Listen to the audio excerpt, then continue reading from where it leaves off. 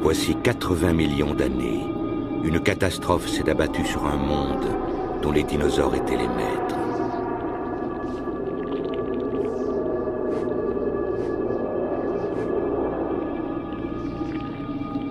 Elle a pris la forme de vagues de sable et de vent qui ont enseveli vivants tous les animaux.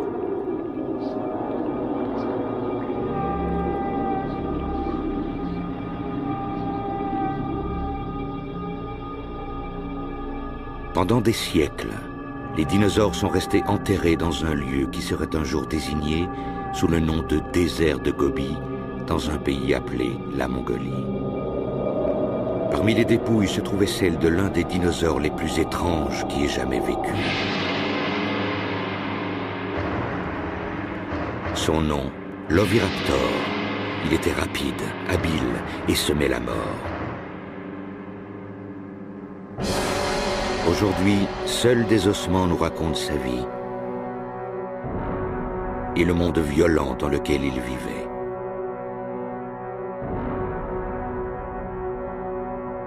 Ces ossements ont levé un coin du voile sur cette époque reculée.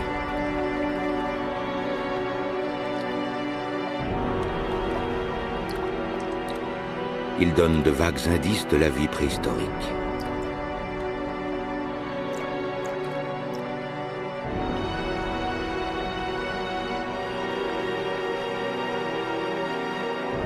Mais l'histoire ne s'arrête pas là. Les vastes étendues désertiques de Mongolie cachent d'autres secrets. Aujourd'hui, une ambitieuse expédition fait route vers ce désert lointain pour découvrir le monde mystérieux de l'Oviraptor.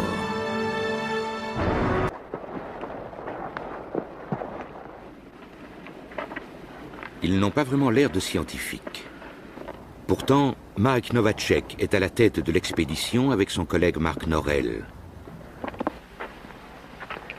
On pourrait les prendre pour des surfeurs, mais ils viennent du musée américain d'histoire naturelle et ce sont des savants qui reconstituent un puzzle vieux de plusieurs millions d'années, celui de l'évolution et de l'extinction. Pour moi, l'importance de tout ceci est évidente. Mon implication émotionnelle est grande. Je ne peux pas m'imaginer que la connaissance de notre histoire, de nos origines, est sans valeur pour l'expérience humaine. Pouvez-vous imaginer de vivre à la fin du XXe siècle et de ne pas savoir qu'il y a vraiment eu une extinction? Il y a aussi tout simplement cette sensation de découverte. Je veux dire que chaque ossement retrouvé nous révèle quelque chose sur le monde d'il y a 80 millions d'années, ce qui est assez fabuleux. Avoir une vague idée de l'histoire, savoir un peu à quoi le monde ressemblait et quelle transformation il a subi, je pense que cela donne d'autant plus de valeur à notre existence.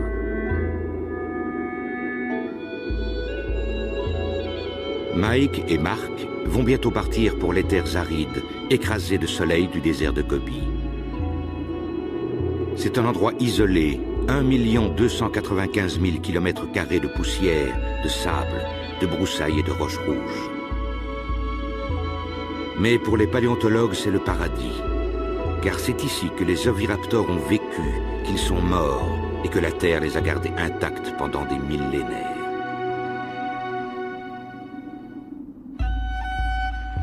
Et puis en 1922, l'une des expéditions scientifiques les plus célèbres de l'histoire s'est acheminée vers le cimetière des dinosaures en Mongolie. Elle était dirigée par un explorateur charismatique et controversé appelé Roy Chapman Andrews. Comme Mark et Mike, ils venaient du musée américain d'histoire naturelle. Mais Andrews était un incorrigible chasseur de publicité, un cow-boy de la science. Là où son paléontologue se servait d'une brosse en poil de chameau, Andrews y allait de sa pioche.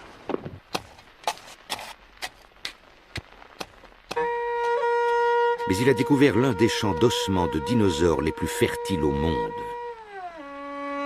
Il est rentré aux États-Unis avec une collection de fossiles spectaculaires et une filmographie d'images époustouflantes.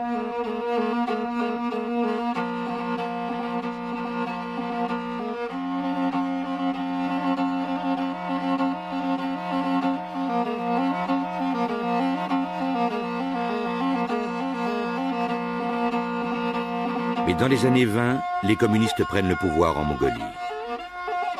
Désormais, les portes du pays seront fermées aux Occidentaux. Pendant 65 ans, les fabuleux champs de fossiles du désert de Gobi resteront zone interdite.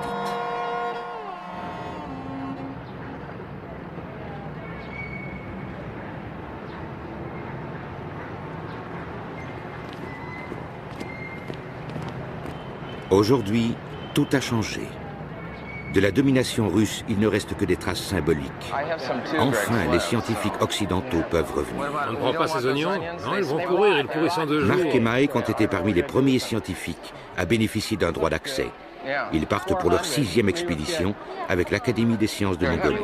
3 kilos? 3 kilos.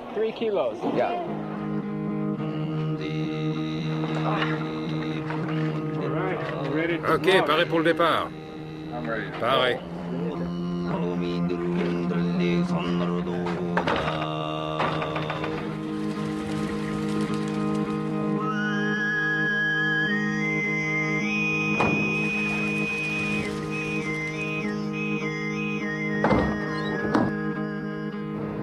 Ils ont juste assez de provisions pour un petit mois et un long chemin à faire sur les traces d'Andrews, en route vers l'une des plus grandes concentrations de fossiles au monde, dans un endroit appelé Ukha-Tolgod.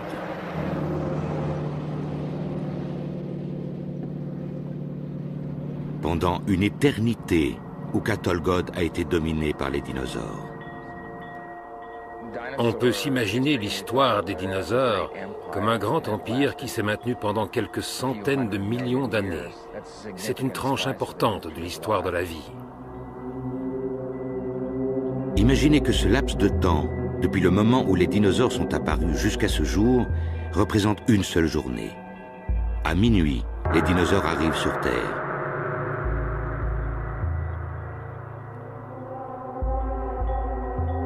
À midi, ils y prospèrent. Leur extinction ne survient qu'à 5 heures de l'après-midi. Le temps passe. Le premier homme moderne apparaît enfin 1 minute et demie avant minuit. Toute l'histoire humaine, telle qu'elle a été retracée, couvre 3 secondes et demie.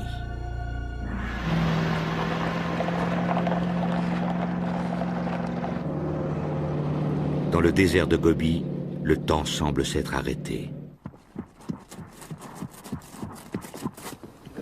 Le désert de Gobi est un territoire immense, pratiquement dépourvu de ressources vitales. Nous devons vraiment tout emporter avec nous.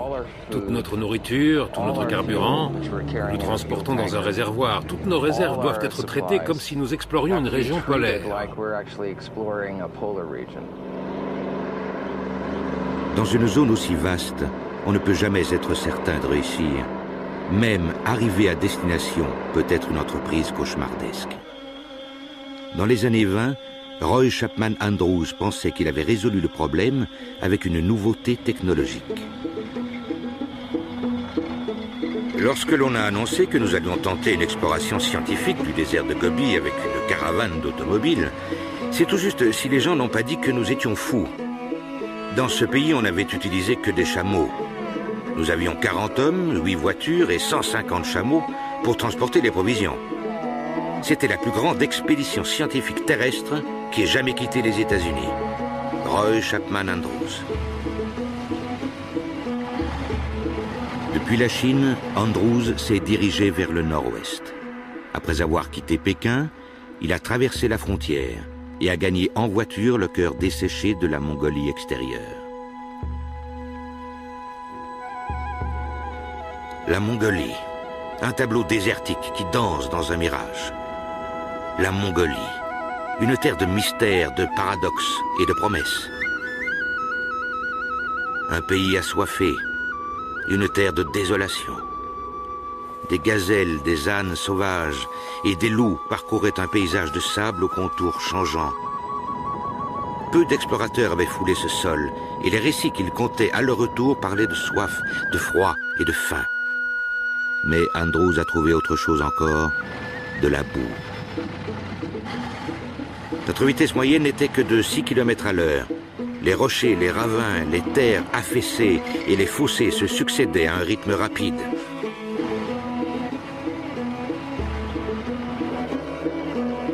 pourrait s'imaginer que de nos jours, les routes sont meilleures. Ce n'est pas le cas. Et même les jeeps modernes ne sont pas faites pour un désert comme le Gobi. Nous avons un problème avec le système électrique et nous ne savons pas ce que c'est. Ce n'est pas une installation très compliquée, c'est une Jeep russe. Ce n'est pas comme si c'était un véhicule japonais ou américain.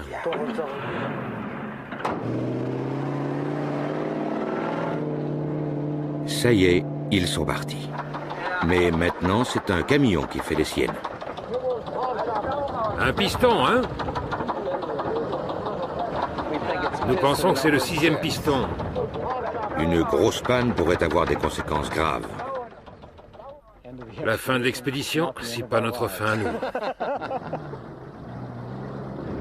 Peut-être bien qu'on va y arriver. Oh mon Dieu.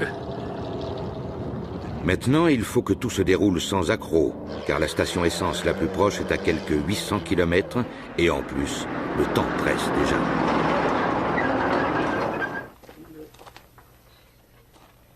Oh, nous avons quelques problèmes mécaniques.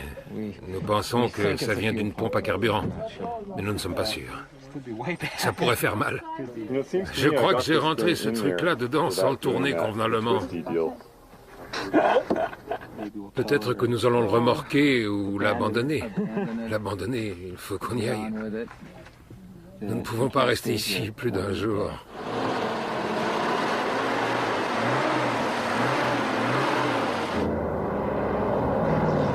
Après plus de 12 pannes, les véhicules décident tous ensemble que cela suffit. En arrivant dans les champs à dinosaures poussiéreux du Gobi, ils pénètrent dans la machine à remonter le temps.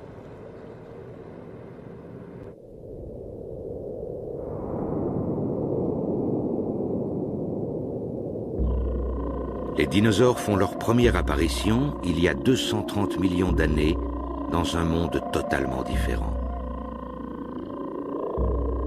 100 millions d'années plus tard, au moment de la séparation entre l'Amérique du Sud et l'Afrique, ces animaux croissent et se multiplient. Voici quelques 75 millions d'années. À la fin du Crétacé, les dinosaures commencent à disparaître, ne laissant que des os.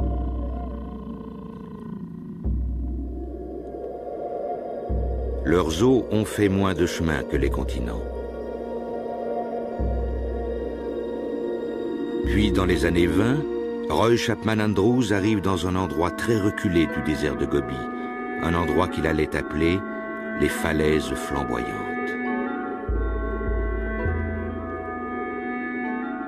C'était un endroit plein de promesses. On aurait dit qu'il y avait des châteaux médiévaux avec des aiguilles et des tourelles, rouges briques dans la lumière du soir, avec des portes, des murs et des remparts gigantesques. Un labyrinthe de ravins et de gorges parsemés d'ossements fossiles, c'est le paradis pour un paléontologue. Il ne faisait aucun doute que des centaines d'ossements gisaient juste sous la surface du sol. Mais où? Si seulement mes yeux avaient pu percer les secrets de ce sol et entrevoir ce qui s'y cachait. En quelques minutes, il trouve des fossiles. Andrews et son équipe ont mis la main sur une mine d'ossements de dinosaures. Ils découvrent les restes de quelques 200 animaux différents, dont beaucoup d'espèces parfaitement inconnues.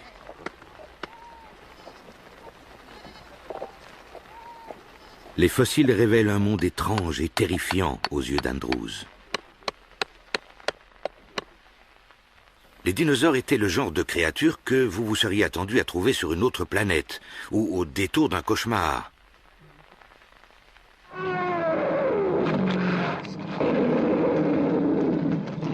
C'est une image que notre culture a entretenue pendant des générations. Les dinosaures étaient féroces, monstrueux et pas très malins.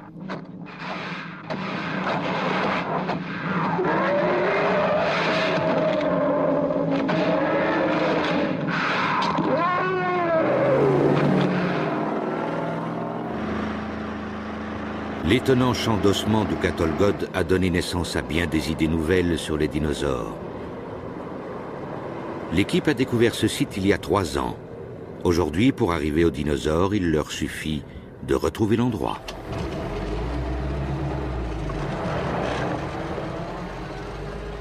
En général, les cartes du désert de Gobi ne valent rien.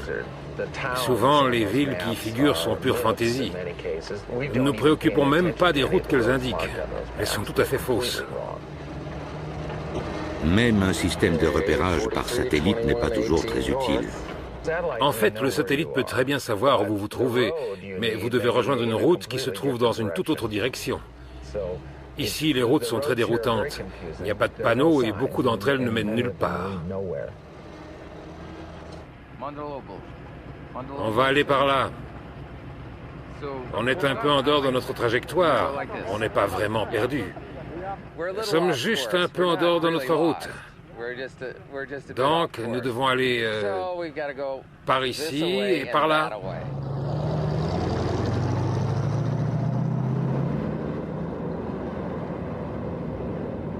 Parfois, il faut faire demi-tour pour avancer. Roy Chapman Andrews, lui aussi, a passé bien des jours à errer dans le désert. Mais à la fin, il est tombé sur une découverte qui a stupéfait le monde entier. Un membre de son expédition est littéralement tombé sur un maillon essentiel de la grande chaîne de la vie.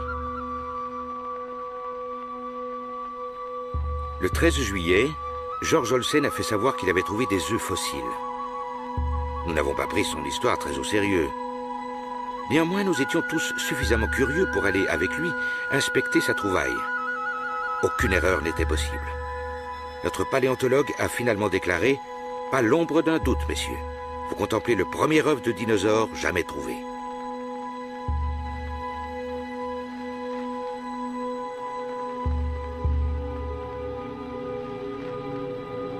Cette découverte a fait de Roy Chapman Andrews un héros national.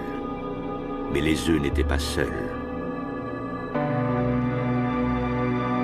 Un squelette bizarre était couché au-dessus du nid. Un dinosaure qui ressemblait à un oiseau et était inconnu de l'homme.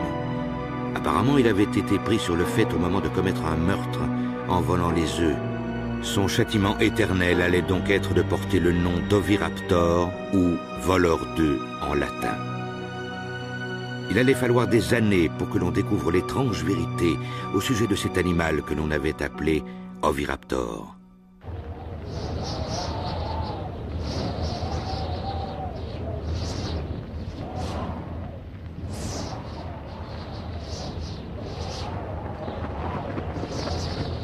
À la fin des années 20, le vent du changement se met à souffler avec rage sur les grands champs de dinosaures de la Mongolie.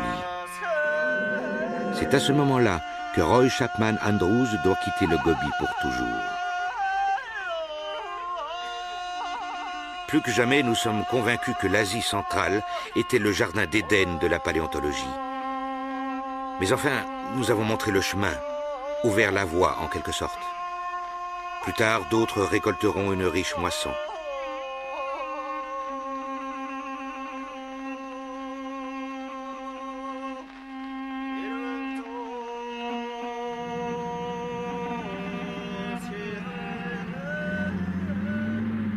Des dizaines d'années plus tard, Mark et Mike espèrent trouver les trésors qu'Andrews a laissés intacts dans le sable.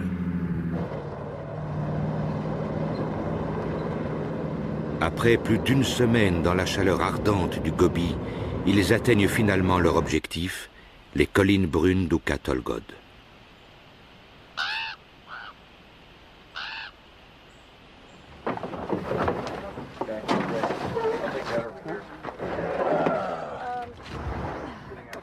Avec tous les retards, ils n'ont plus que 2 semaines pour travailler. Voici l'endroit dans lequel ils ont mis tous leurs espoirs. Avec un peu de chance, les sables se sont déplacés et d'autres ossements ont été mis à jour.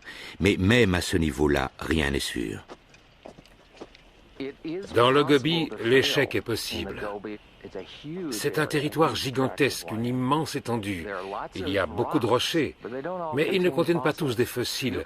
Vous pouvez avoir l'impression d'arriver au plus fantastique réservoir de découvertes que l'on puisse imaginer et ne pas trouver le moindre os.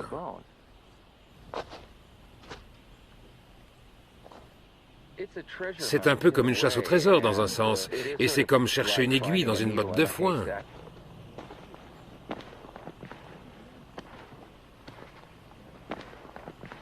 Mais ce jour-là, c'est immédiatement la découverte et l'euphorie. Ah oui, je le vois. Oh, magnifique. Wow, c'est génial. Voilà les griffes, super. La face latérale d'un crâne ici. Les dents qui sortent. Oui, on peut voir les dents. Il y a une dent dans chacune des cavités. Assez costaud. Voilà la griffe d'une patte. Est-ce que ce gros truc là-dessus, c'est la patte d'un oviraptor, de taille moyenne environ? Ils ont décroché le gros lot. Parmi leurs premières découvertes, il y a des oviraptors, les créatures qu'Andrews connaissait sous le nom de voleurs d'œufs. C'est bien un oviraptor. Si l'on tient compte du fait que l'oviraptor est un des dinosaures les plus rares au monde et qu'une poignée de spécimens seulement ont été trouvés avant que nous ne découvrions cet endroit, nous en avons trouvé 25. Imaginez, nous en avons trouvé au moins 5 rien que dans les 20 premières minutes aujourd'hui. La paléontologie, ça ne se passe vraiment pas comme ça généralement. On ne trouve pas 12 squelettes en une demi-heure. Il y en a encore un là. Ouais. Chacun de ces petits monticules de petites taches blanches qui ressortent, ce sont les restes érodés de morceaux de grands squelettes de dinosaures. 1, 2, 3, 4... 4 squelettes ici. Ça va être un bon spécimen. Voilà un morceau d'épaule là-bas. Fais voir. On dirait une queue.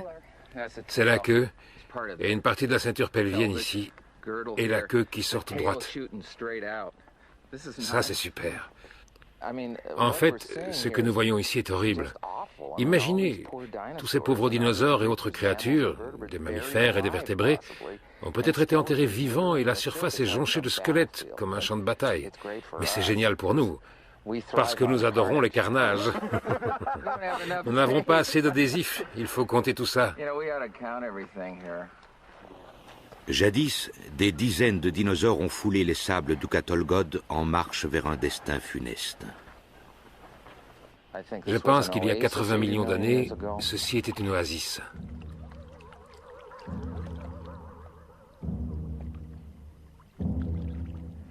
Des dinosaures et d'autres vertébrés par dizaines et dizaines qui se rassemblent près d'un point d'eau peut-être.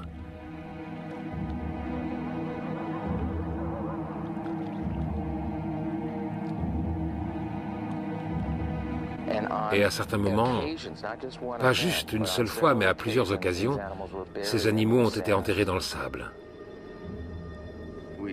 Pour imaginer une telle catastrophe, il faudrait se représenter une énorme tempête de sable, une énorme force qui se serait abattue sur ces créatures.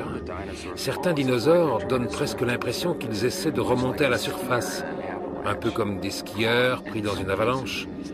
Ils ont été pris au piège alors qu'ils tentaient de sortir de cette avalanche, ou de ce grand mur de sable qui les a engloutis.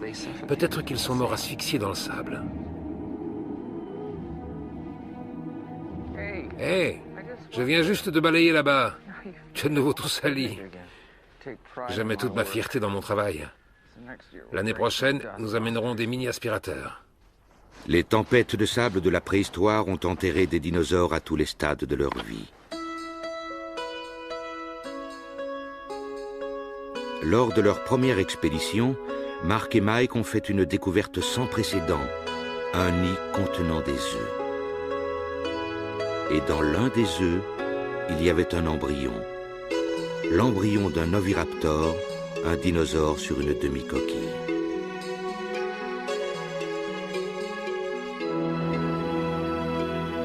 Le voici, ce carnivore belliqueux, ce voleur d'œufs, un bébé minuscule sur le point de sortir de l'œuf.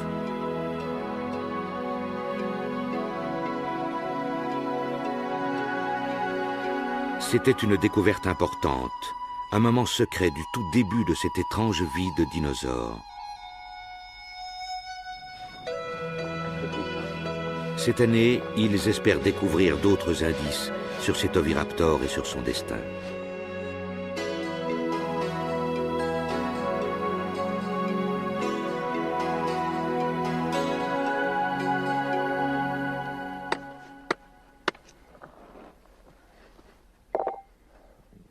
Tout en haut de l'arête, la tension monte.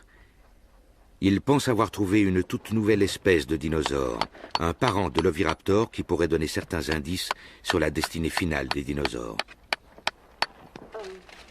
Nous n'avons aucune idée de ce que c'est. C'est un très gros animal, peut-être une nouvelle espèce. Indépendamment du fait qu'il s'agit vraiment d'un bel objet, ce spécimen implique beaucoup de choses importantes. Donc, c'est exactement ce que nous voulions trouver. Enfin, nous l'espérons. Ce qui compte, c'est le squelette. Mark et Mike pensent que ces ossements pourraient contribuer à démontrer une théorie fascinante. Certains dinosaures auraient évolué. Ils auraient évolué jusqu'à devenir des créatures toujours présentes aujourd'hui. L'histoire, ce sont les os qui la racontent. Il existe des similarités surprenantes entre les squelettes de certains dinosaures, comme ceux-ci,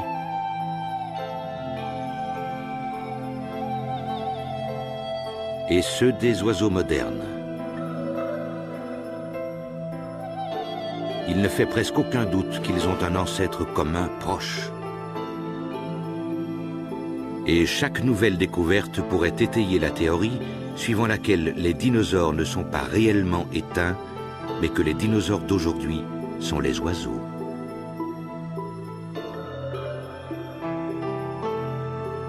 Il faut envisager les dinosaures comme des animaux qui ont incroyablement bien réussi et qui coexistent avec nous aujourd'hui. Seulement, nous les appelons oiseaux. Le ciel est rempli de dinosaures.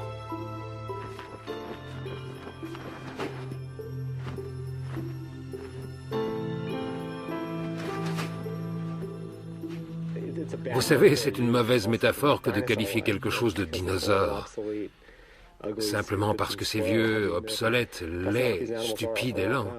Ces animaux ne sont pas comme ça. C'est comme les oiseaux qui tournent ici autour. En fait, il s'agit d'une espèce de dinosaure, et ils sont toujours avec nous aujourd'hui. Et les plus proches parents des oiseaux sont ces petits dinosaures carnivores que nous avons ramassés dans ces rochers rouges. À la fin de la journée, l'équipe nourrit l'espoir que cette nouvelle découverte contribuera à combler le fossé entre les dinosaures et les oiseaux. Le sentiment d'impatience est palpable, même si la désillusion les guette.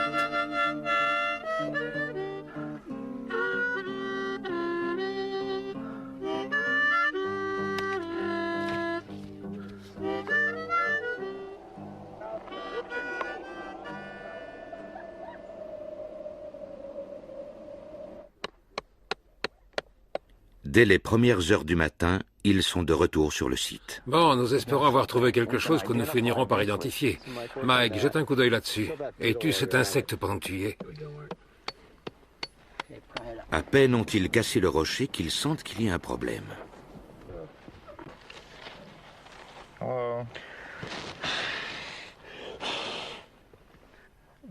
Regarde ça.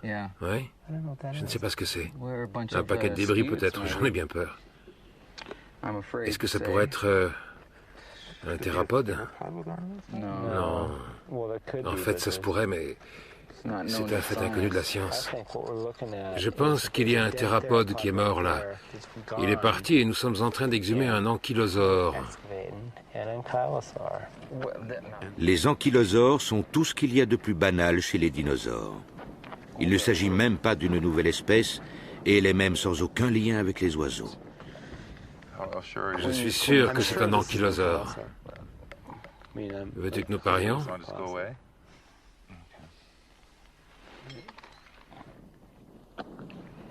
Ce qu'ils voudraient faire maintenant, c'est abandonner. Tout ce travail.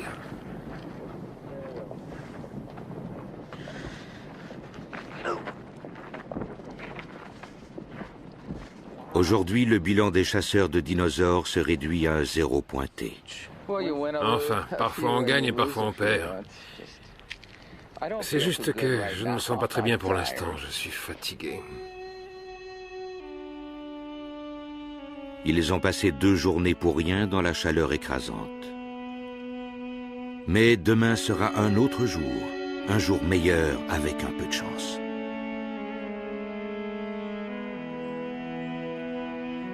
Au lieu de cela, la nature décide d'en rajouter.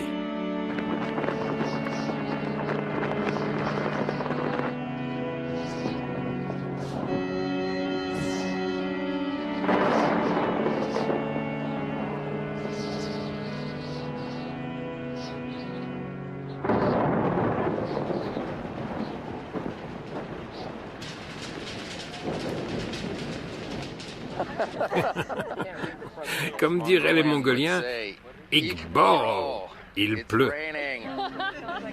Je crois que je m'ennuie. Et moi donc.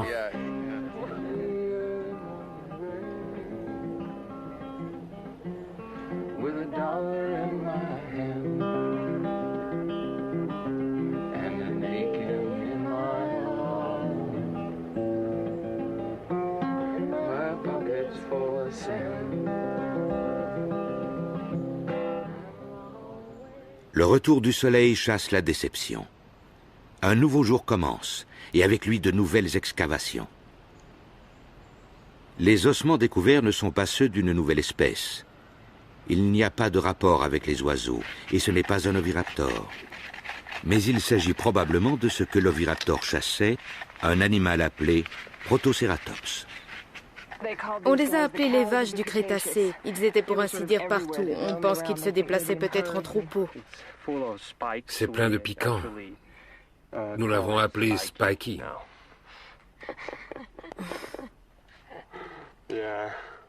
On s'est attaché à celui-ci. Voici les yeux et le museau. C'est donc le crâne vu du haut. Ceci, ce sont les pointes des joues et la collerette qui couvre la nuque ici.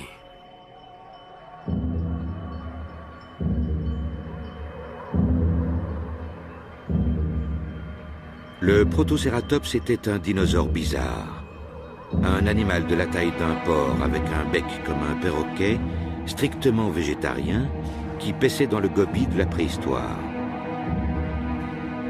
Sa tête était entourée d'un bouclier complexe, mais ce bouclier ne le protégeait pas de ses ennemis.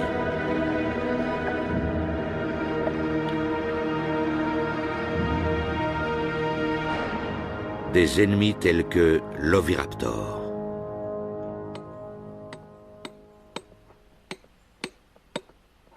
Et c'est exactement ce que l'équipe va exhumer ensuite, des oviraptors, dont certains gisent tellement près l'un de l'autre qu'ils semblent raconter une romance ancienne.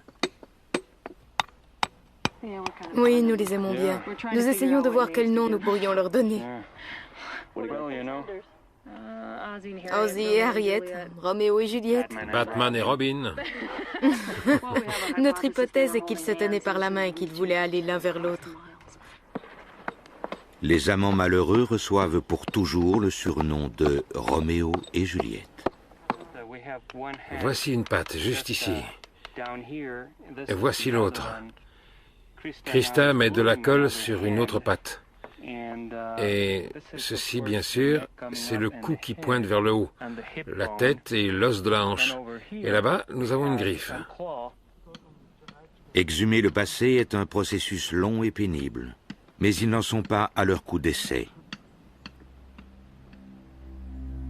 Ces dernières années, ils ont mis à jour tout un monde d'êtres presque absurdes.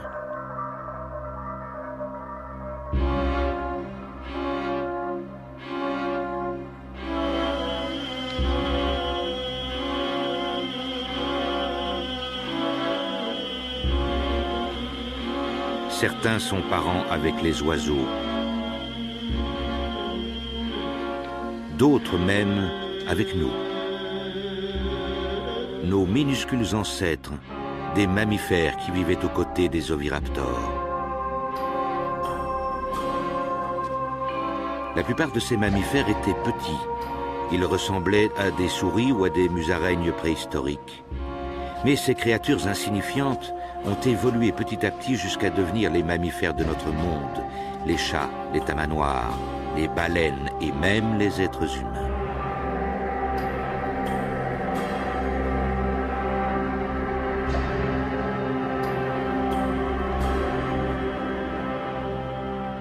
Mais quelquefois l'évolution doit céder la priorité à l'hygiène. Nous n'avons pas beaucoup d'eau ici. C'est un peu difficile d'être propre. Je croyais avoir pris plus de shorts. J'ai dû faire une erreur quelque part.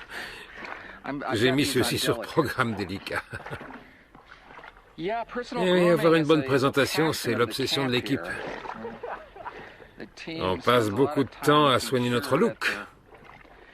On fait attention à toujours être sur notre 31, parce qu'on ne sait jamais. Il pourrait y avoir l'une ou l'autre cérémonie officielle à laquelle on voudra assister dans un village du coin.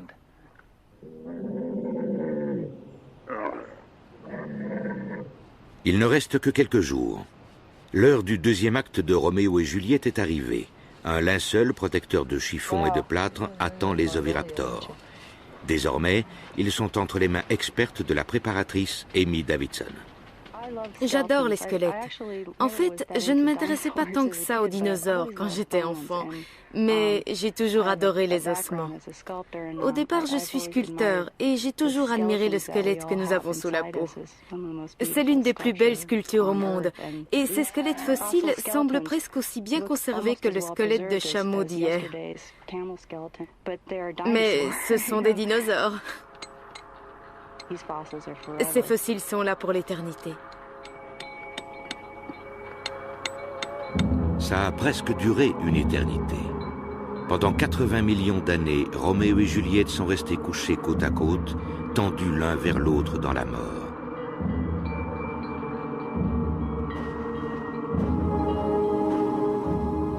Comment était-il de leur vivant? Chassaient-ils ensemble? Partageaient-ils leur nourriture? Se battaient-ils? Était-ce ainsi que l'on s'aimait chez les oviraptors?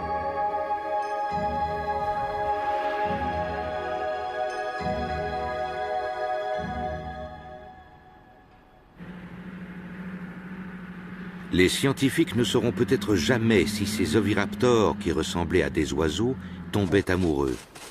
Mais voici une nouvelle découverte qui nous rapproche encore plus de la vie intime des dinosaures. Habituellement, les paléontologues ne vivent ces moments que dans leurs plus beaux rêves. Ah oui, c'est là plus bas. Un autre oviraptor a été découvert. Puis, sous le squelette, dans la terre, des œufs. Un nid tout entier.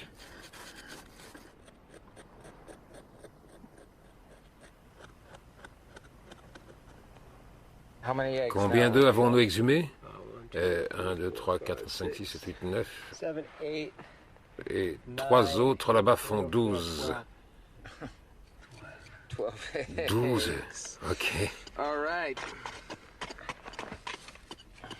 Encore un autre qui sort là-bas. C'est vraiment une découverte fantastique, car c'est l'une des rares occasions de saisir quelques aspects d'un comportement vieux de 80 millions d'années. Ici, nous avons l'aperçu d'une journée de la vie ou de la mort d'une créature, d'un dinosaure, en plus de quelque chose qu'il faisait durant sa vie. Celui-ci a été fossilisé là où il est tombé, et il se fait qu'il est tombé juste au-dessus de son propre nid. Elle n'est pas tombée. L'oviraptor, mère exemplaire, était en train de couver. Il ramenait probablement de la nourriture au nid, comme le font les oiseaux. Et cette bonne mère gardait ses œufs. Comme un oiseau, elle les disposait en cercle. Le redoutable carnivore du Gobi faisait son devoir de parent.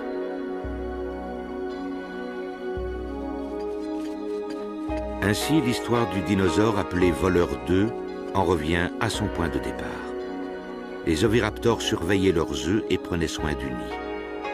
Désormais, ils ne seront plus jamais considérés comme de simples créatures de cauchemar. Les fouilles ont comblé les attentes de l'équipe. Mais avant que les chercheurs ne puissent vraiment voir ce qu'ils ont trouvé, ils doivent dégager tous les fossiles sans les endommager, puis leur faire parcourir exactement la moitié du monde. Vous savez, quand il est tard dans la nuit, je peux faire ce que je veux de ces fossiles. Enveloppés dans du plâtre, Roméo et Juliette sont lourds maintenant, mais aussi dangereusement délicats, comme des Rice Krispies entourés de béton. Non, par là. Ok. Désolé, je croyais que tu allais pousser vers l'arrière. Parfait. C'est magnifique, Amy. Encore. C'est ça, ok. Rien ne s'est perdu. Très bien, Amy. Jusqu'ici, tout va bien. Maintenant, ils doivent convaincre la maman oviraptor de descendre de son perchoir.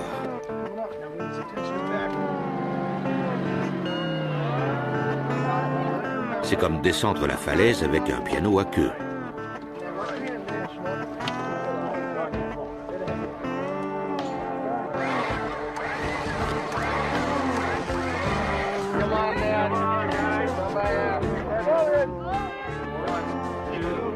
Roméo et Juliette se sont montrés tout aussi têtus.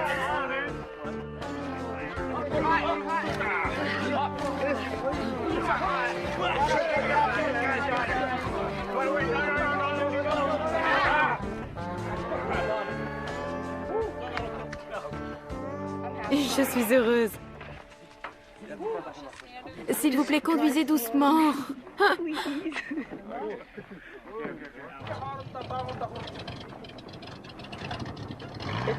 Ils ne sont pas encore arrivés à bon port. Peut-être qu'ils vont s'égarer dans le courrier.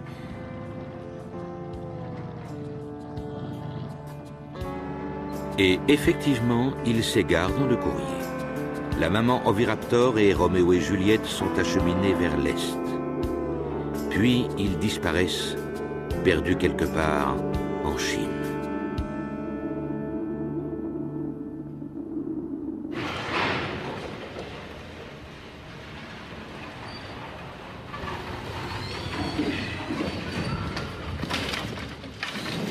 Après 4 mois passés dans les méandres de la bureaucratie chinoise, les fossiles de dinosaures arrivent enfin à leur destination, le Musée américain d'histoire naturelle de New York.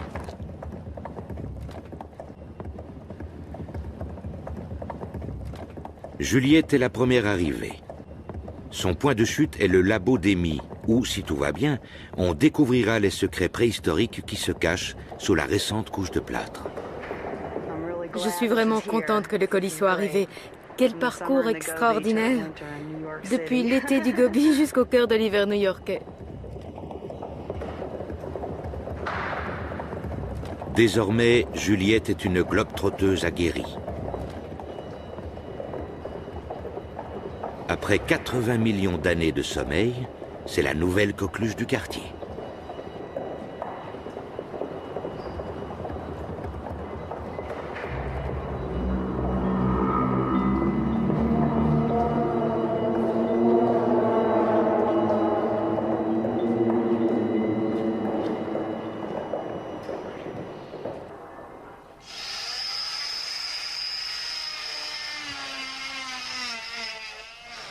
À ce stade, il y a beaucoup de questions. On pourrait trouver toutes sortes de choses là-dedans. J'ai le sentiment que ce sera un beau squelette. C'est ce que je crois. Un beau squelette avec, espérons-le, un crâne tout bien disposé. C'est assez amusant. Et c'est à moi toute seule.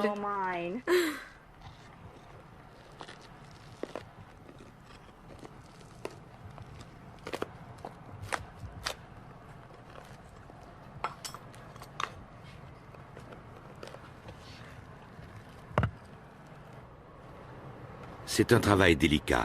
Tout se joue sur 1 millimètre. Oui, c'est bien. Je suis contente de ne pas avoir coupé d'os en deux pendant les opérations. C'est étrange. C'est comme une petite fenêtre ouverte sur le monde dans lequel je vivais l'été dernier. Ouais, ça a l'air bien.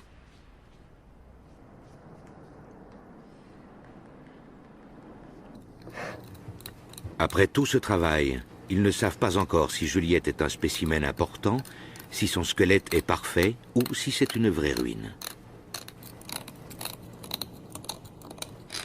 C'est fantastique. Je suis vraiment toute excitée, car voici le crâne. Il y a un crâne. Nous sommes très, très heureux. Vous savez, j'aime bien travailler tard le soir. C'est vraiment difficile de rentrer chez soi parce que je regarde tout ça et je me dis, je ne peux pas y croire. Ça a voyagé 80 millions d'années et ça a fait un demi-tour du monde pour arriver ici. Et c'est un dinosaure. On travaille tard? Oui. Et c'est tellement beau. Plus j'y travaille, plus l'on voit ressortir cette sculpture naturelle. On pourrait dire que mon travail disparaît pour laisser place à cette belle chose qui sort de la roche.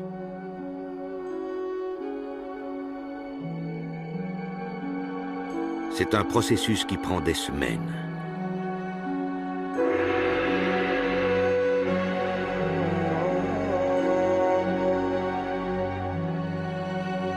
Enfin, Juliette apparaît dans toute sa splendeur. Elle est tout ce qu'ils espéraient. Peut-être le spécimen le plus parfait jamais retrouvé. Un dinosaure pour la postérité. C'est un beau fossile. En fait, je pense que c'est probablement l'oviraptor le mieux apprêté et le mieux préservé sur lequel on ait travaillé jusqu'ici dans le cadre de notre expédition, ou même ailleurs dans le monde. Je pense que nous profiterons du fruit de notre travail de l'été dernier pendant de longues années. On se demande ce qu'il y a encore là-bas sur place. Juliette n'a pas que la beauté pour elle. Ces ossements vont nous aider à retracer l'évolution depuis les dinosaures jusqu'aux oiseaux. Entre-temps, avec Juliette, les scientifiques rêvent du monde qu'elle a laissé derrière elle. Je pense que ce qui me fascine, c'est l'ensemble. Qu'est-ce que ça serait si on survolait cette zone dans un petit Piper Cub, comme certains pilotes de brousse le font au-dessus du Serengeti? À quoi est-ce que ça ressemblerait alors? Tous ces dinosaures, les mammifères, les lézards et le gobi. Après 6 longs étés, Mark et Mike ont mis à jour les secrets cachés du gobi et le monde de Juliette est presque devenu réalité. On pourrait s'imaginer un lac, peut-être, des falaises et un groupe d'oviraptors perchés au sommet comme une colonie d'oiseaux de mer.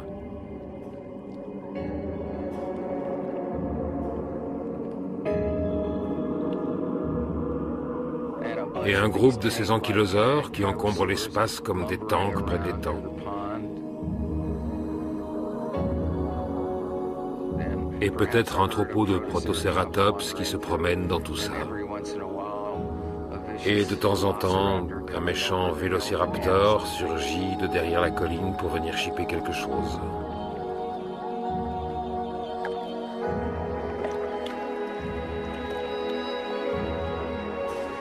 Et nous pouvons imaginer les oviraptors, Roméo et Juliette qui chassent ensemble, et la maman qui s'occupe consciencieusement de ses œufs.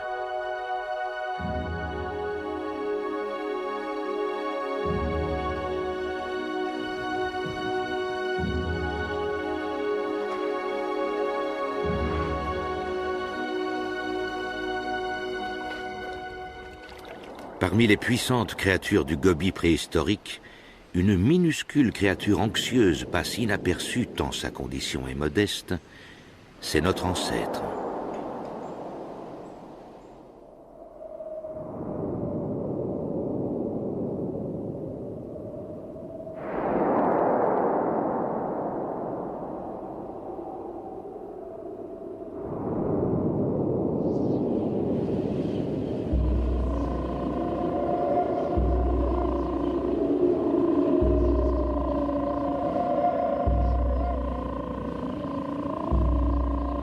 Ils allaient tous finir par disparaître de la surface de la Terre, ainsi que la plupart des êtres qui faisaient leur monde.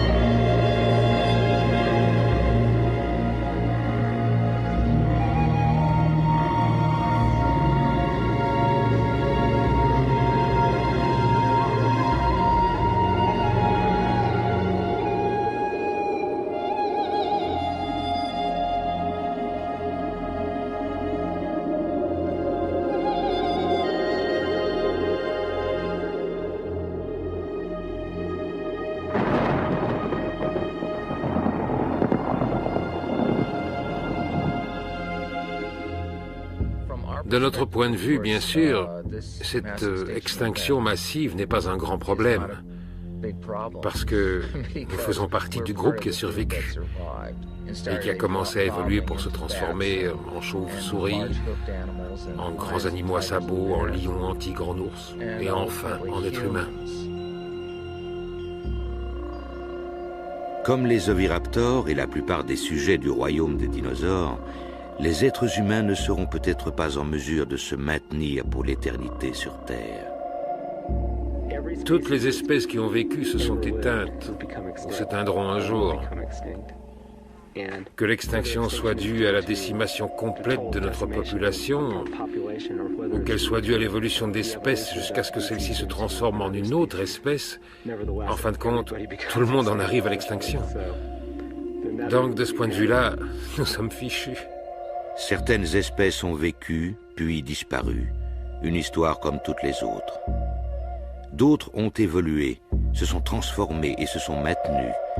Il se pourrait donc que ces silencieux vestiges du passé renferment un message codé sur notre avenir. Les seules connaissances que nous ayons de notre passé biologique lointain nous viennent des fossiles. Et ceci nous donne une idée de ce que nous sommes, de notre place dans ce monde et de ce que ce monde pourrait devenir. Le temps est la plus dure des roches. Et l'histoire de la vie avec ses bouleversements infinis est le plus grand mystère auquel nous soyons confrontés. Mais la chance a souri à l'expédition. En plongeant leur regard dans le passé, les chercheurs ont rapproché un peu notre monde et celui tendre et violent de l'oviraptor.